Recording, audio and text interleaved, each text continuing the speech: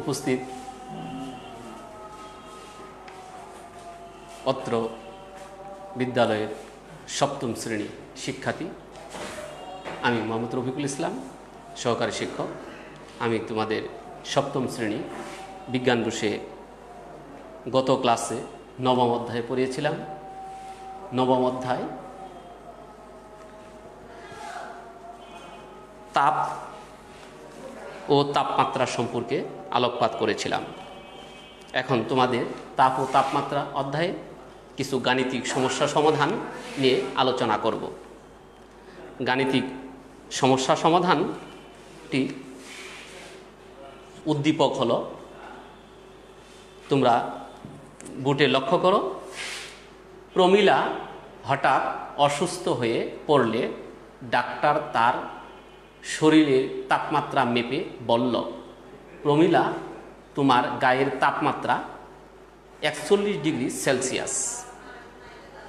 প্রমীলা ডাক্তারকে বলল, আমার জ্বর কত ডিগ্রি? আমার কি করোনা পরীক্ষার প্রয়োজন?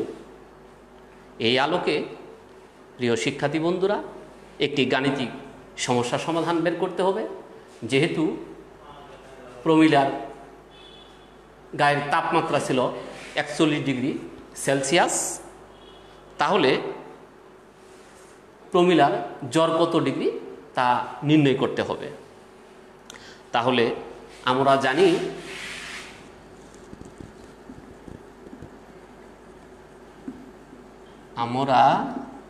জানি C/5 সমান ফারেনহাইট -32/9। এই সমীকরণটি C সমান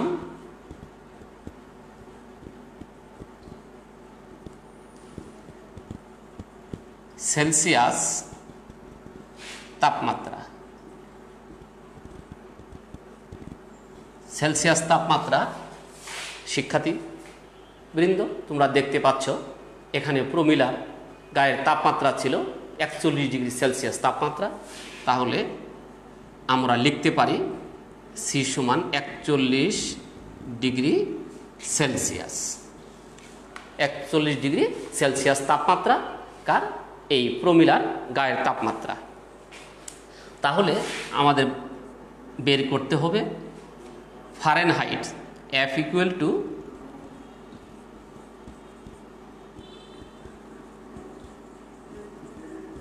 Fahrenheit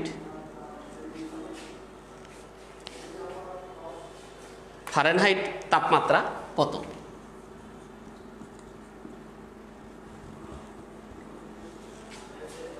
F equal to Fahrenheit. তাহলে আমরা C সমান 41 ডিগ্রি। এবার আমরা C এর মান বসিয়ে দিব।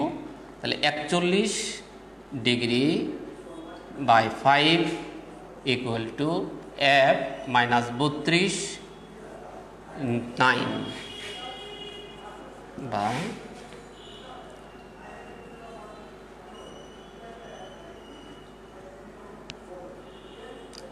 F -32,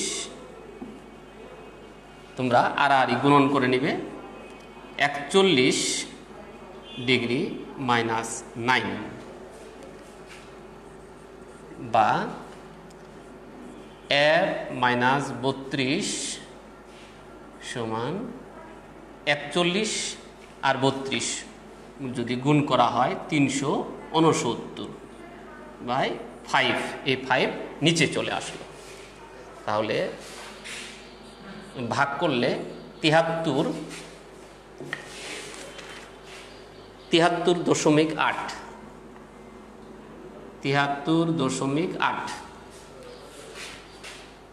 এবার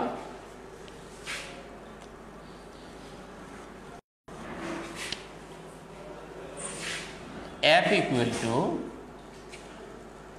73.8 যোগ 32। এখানে মাইনাস আছে, তাহলে সমান চিহ্নের অপর পৃষ্ঠে গেলে সেটি প্লাস হবে, অর্থাৎ 32 ডিগ্রি। তাহলে 32 ডিগ্রি 105.8 ডিগ্রি। তাহলে 105.8 ডিগ্রি কি ফারেনহাইট স্কেলের তাপমাত্রা কার? প্রমিলার। যেহেতু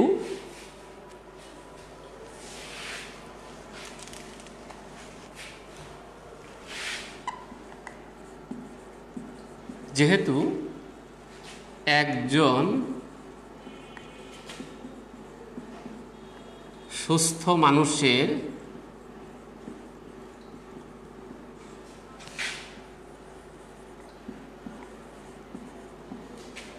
শরীরের তাপমাত্রা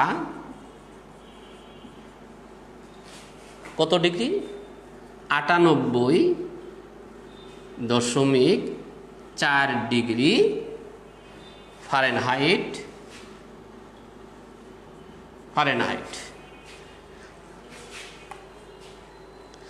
তাহলে এখানে প্রমিলার জ্বর কত ডিগ্রি? 105.8 কত ডিগ্রি। তাহলে এখানে ডিগ্রি চিহ্নটা দিতে পারি। যেহেতু একজন সুস্থ মানুষের শরীরের তাপমাত্রা 98.4 ডিগ্রি ফারেনহাইট, সুতরাং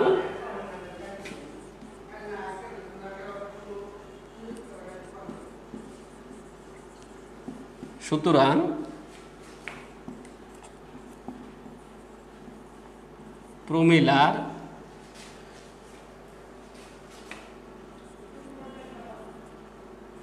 জ্বরের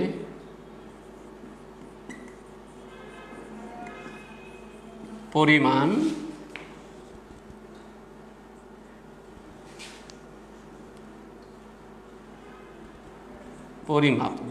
জ্বরের পরিমাপ 105.8 ডিগ্রি ফারেনহাইট। তাহলে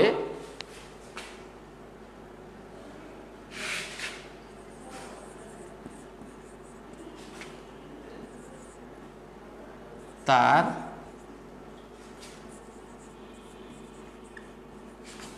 করোনা পরীক্ষা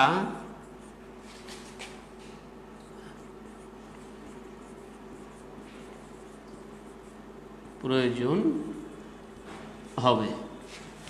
তাহলে উপরে উদ্দীপক থেকে শিক্ষার্থী বন্ধুরা আমরা বুঝতে পারলাম যে প্রমিলা হঠাৎ অসুস্থ হয়ে পড়লে, যেহেতু ডাক্তার তাকে মেপে প্রমিলার গায়ের তাপমাত্রা 41 ডিগ্রি সেলসিয়াস দেখতে পেল, তার জ্বর কত ডিগ্রি?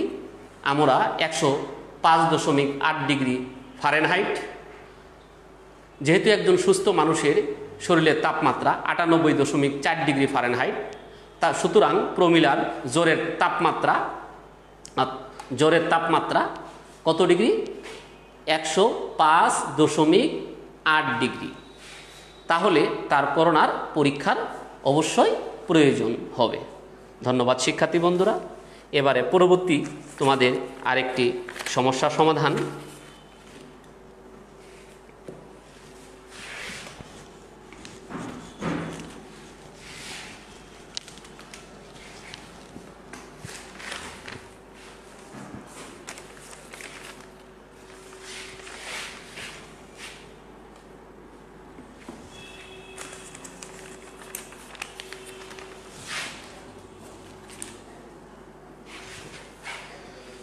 শিক্ষার্থী বন্ধুরা, তোমরা উপরে দুইটি চিত্র দেখতে পেয়েছ।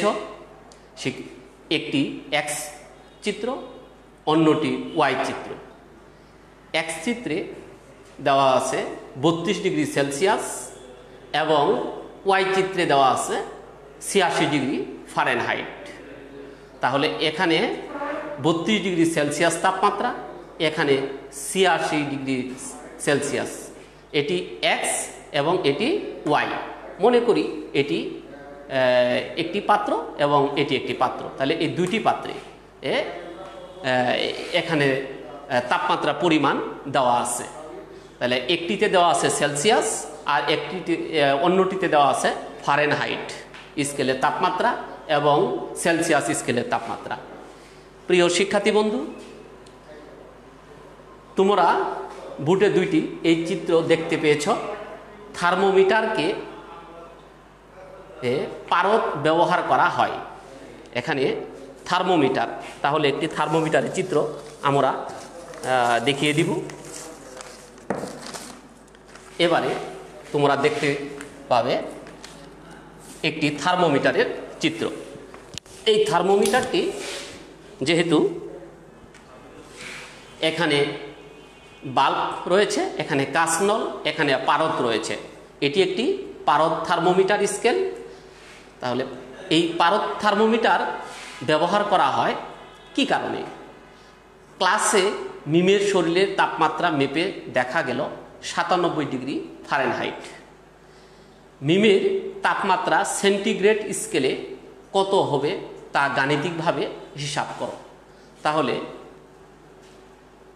এখানে শরীরের তাপমাত্রা মিমের ছিল 97 ডিগ্রি ফারেনহাইট এবং মিমের তাপমাত্রা সেন্টিগ্রেড স্কেলে কত হবে তা আমাদের নির্ণয় করতে হবে।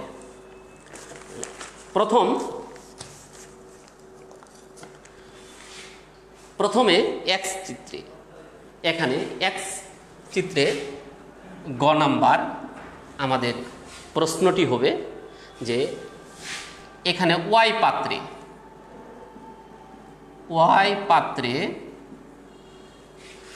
পাত্রে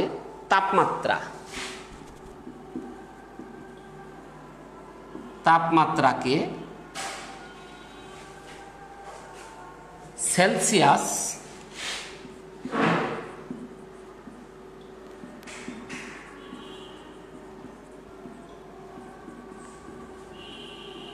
স্কেলে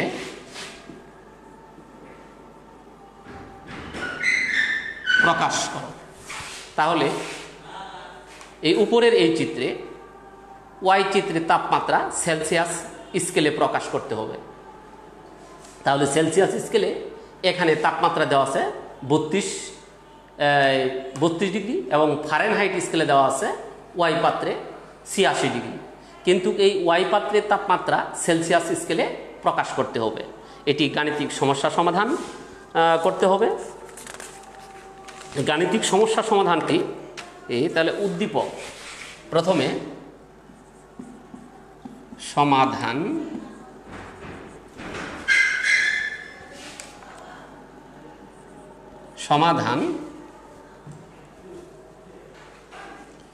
উদ্দীপক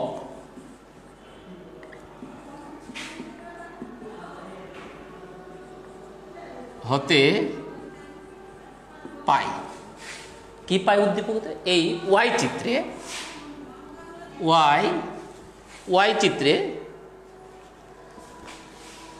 কত ডিগ্রি ফারেনহাইট? এখানে 86 ডিগ্রি ফারেনহাইট তার তাপমাত্রা। তাহলে আমরা ফারেনহাইট স্কেলে আমরা ওয়াই ইকুয়াল টু কত? 86 ডিগ্রি পেয়ে 86 ডিগ্রি। এবার আমরা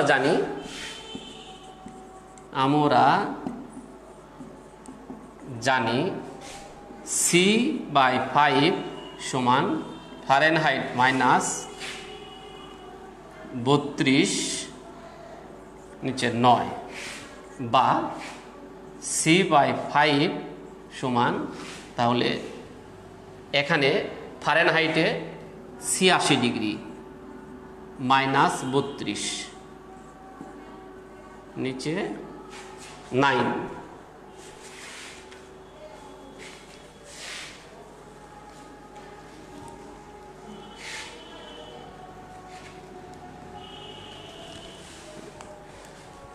তাহলে সি সমান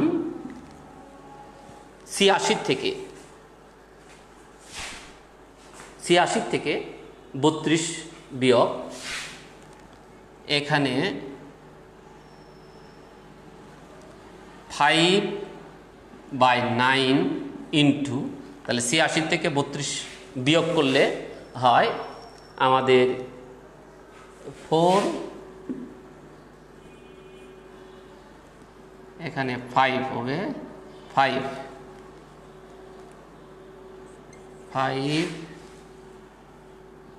30 ডিগ্রি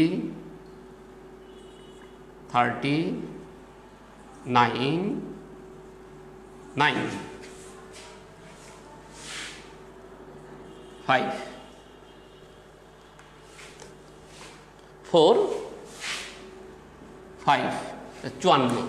তাহলে 86 থেকে 32 মাইনাস করার পর আমরা 54 পেলাম। এবার আমরা 6 নং 54, তাহলে 6 5 6 30 ডিগ্রি 30 ডিগ্রি সেলসিয়াস। তাহলে C equal to 30 degree Celsius. অতএব ওয়াই পাত্রের তাপমাত্রা আমরা ফারেনহাইট থেকে, অর্থাৎ Y Fahrenheit equal to 86 degree. তাহলে ফারেনহাইট স্কেলে আমরা প্রকাশ করলাম, সেলসিয়াস স্কেলকে আমরা ফারেনহাইট অর্থাৎ সেন্টিগ্রেড স্কেলে প্রকাশ করা হলো। তাহলে ওয়াই ইকুয়াল টু 30 ডিগ্রি। সুতরাং ওয়াই পাত্রের তাপমাত্রা, সুতরাং ওয়াই পাত্রের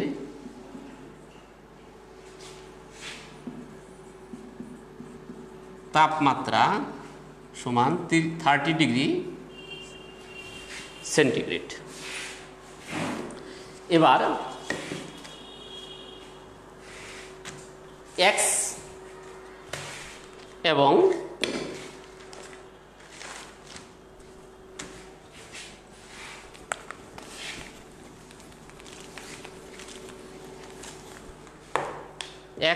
ওয়াই পাত্র দুটি, এক্স ঘ নাম্বার, এক্স ও ওয়াই পাত্র দুটি কে তার দ্বারা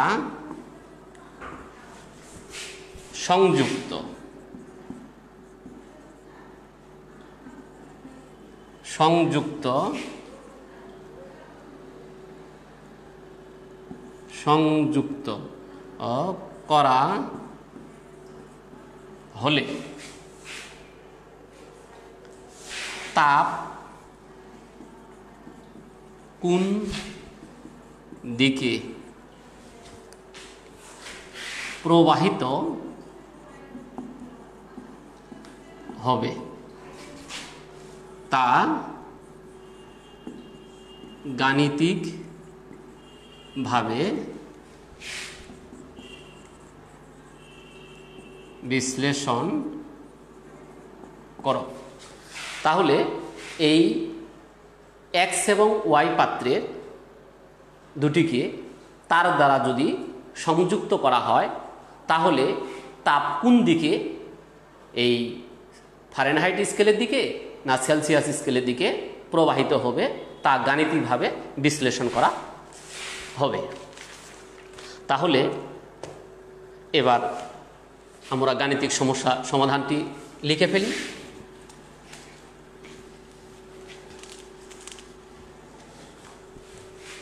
তাহলে এক্স পাত্রে সমাধান, এক্স পাত্রের তাপমাত্রা, এক্স পাত্রের তাপমাত্রা সি ইকুয়াল টু এখানে 32 ডিগ্রি সেলসিয়াস এবং ওয়াই পাত্রের তাপমাত্রা সমান 86 ডিগ্রি ফারেনহাইট।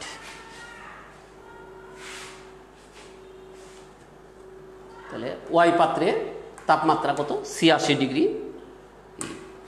কিন্তু ওয়াই এর তাপমাত্রা গ হতে পাই সি ইকুয়াল টু সেন্টিগ্রেড স্কেলে সমান 30 ডিগ্রি সেলসিয়াস। তাহলে এক্স পাত্রের তাপমাত্রা 32 ডিগ্রি এবং ওয়াই পাত্রের তাপমাত্রা 86 ডিগ্রি ফারেনহাইট এবং ওয়াই পাত্রের তাপমাত্রা গ হতে পেয়েছি আমরা, তাহলে সি ইকুয়াল টু অর্থাৎ সেন্টিগ্রেড স্কেলে 30 ডিগ্রি সেলসিয়াস। তাহলে এখানে 32 ডিগ্রি গ্রেটার দেন 30 ডিগ্রি। সুতরাং তাপ এক্স পাত্রে, সুতরাং তাপ এক্স পাত্রে হতে ওয়াই পাত্রে দিকে প্রবাহিত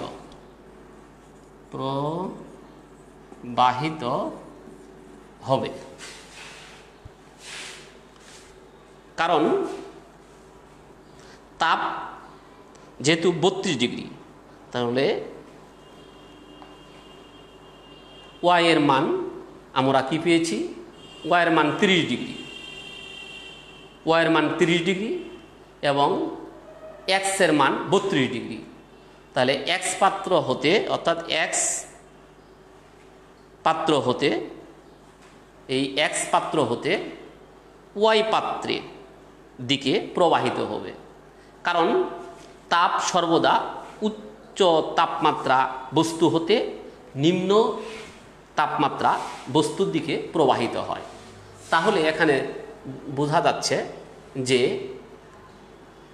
এক্স পাত্রে তাপমাত্রা বেশি এবং ওয়াই পাত্রে তাপমাত্রা কম, যেহেতু সেন্টিগ্রেড স্কেলে 30 ডিগ্রি। তাহলে এখানে 30 ডিগ্রি এক্স পাত্রে এবং 30 ডিগ্রি ওয়াই পাত্রে। তাহলে আমরা জানতে পারি যে তাপ সর্বদাই কিন্তু শিক্ষার্থী বন্ধুরা উচ্চ তাপমাত্রা বস্তু হতে নিম্ন তাপমাত্রা বস্তুর দিকে প্রবাহিত হয়। তাই আমরা বলতে পারি যে তাপ এক্স পাত্রে এর হতে ওয়াই পাত্রে দিকে প্রবাহিত হবে। ধন্যবাদ শিক্ষার্থী বন্ধুরা। এবার তোমাদের আরও 2টি চিত্র তোমরা লক্ষ্য করো।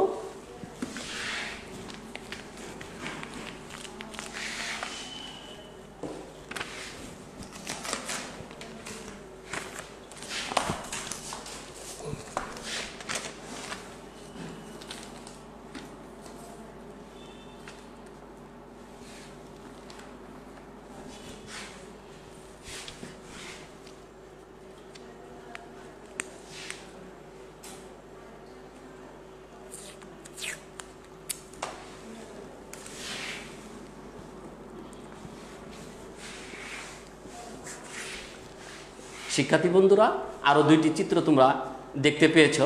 এখানে সেলসিয়াস স্কেল, এখানে ফারেনহাইট স্কেলে দেওয়া আছে এবং পাশে আরেকটি চিত্র রয়েছে, এটা পারদ থার্মোমিটার স্কেল।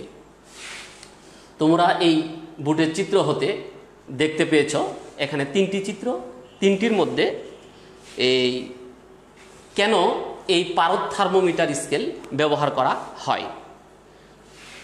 এখন তোমাদের একজনকে যদি তাপমাত্রা মেপে দেখা গেল 97 ডিগ্রি ফারেনহাইট, তাহলে সেন্টিগ্রেড স্কেলে তা কত হবে তা নির্ণয় করা হবে। তাহলে ধরা যাক, ধরি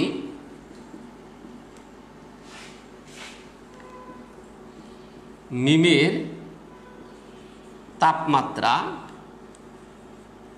97 ডিগ্রি ফারেনহাইট স্কেলে,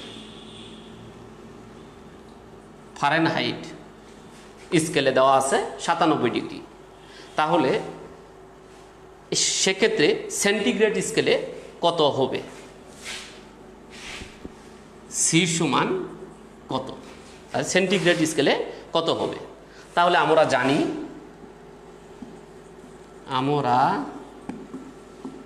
জানি সি বাই 5 সমান ফারেনহাইট -32/9 বা সি বাই 5 সমান, তাহলে ফারেনহাইট স্কেলে তাপমাত্রা 97 -32 নিচে 9।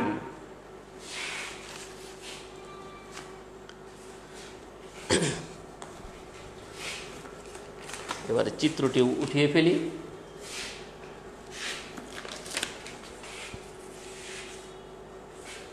তোমাদের গাণিতিক সমস্যা সমাধানটি এবার সি ইকুয়াল টু সি, তাহলে 9c ইকুয়াল টু হচ্ছে 5 ইন্টু 97 থেকে 32 মাইনাস সমান 65 বা সি ইকুয়াল টু 5 ইন্টু 65 নিচে 9। তো 65 এবং 9 গুণ করার পরে 325 নিচে 9।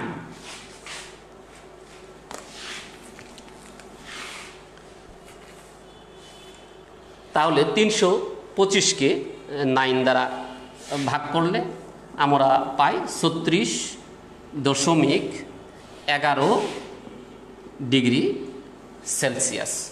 তাহলে আমরা সেন্টিগ্রেড স্কেলে প্রকাশ করলাম যে মিমের তাপমাত্রা যদি মাপার পর 97 ডিগ্রি হয়েছিল, এখানে আমরা সেন্টিগ্রেড স্কেলে তাপমাত্রা কত, তাহলে আমরা ওই প্রদত্ত সমীকরণ হতে সমাধান করার পর আমরা উত্তরটি পেয়েছি যে 36.11 ডিগ্রি সেন্টিগ্রেড। সুতরাং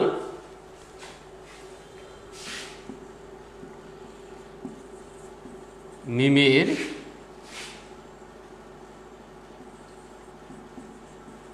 তাপমাত্রা সেন্টিগ্রেড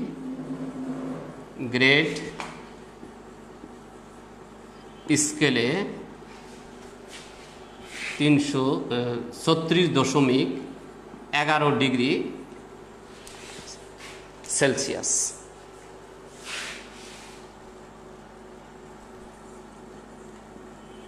অ্যান্সার বা উত্তর লিখতে পারি। ধন্যবাদ শিক্ষার্থী বন্ধুরা, তোমরা আরও কিছু গুরুত্বপূর্ণ এখানে গাণিতিক সমস্যার সমাধান রয়েছে, সেই সমাধানগুলো তোমরা বাসায় করবে এবং এই তাপ ও তাপমাত্রা অধ্যায়ে তোমরা গাণিতিক সমস্যা সমাধানগুলো দেখতে পেয়েছ। পরবর্তীতে তোমাদের শিক্ষকের কাছে এই যে গাণিতিক সমস্যা সমাধানগুলো বোর্ডে আজকে সমাধান করে দেওয়া হলো, এগুলো তোমরা তোমাদের শ্রেণীর শিক্ষকের কাছে লিখে খাতায় লিখে যথাসময়ে স্কুল খুললে জমা দিবে। ধন্যবাদ শিক্ষার্থী। আসসালামু আলাইকুম।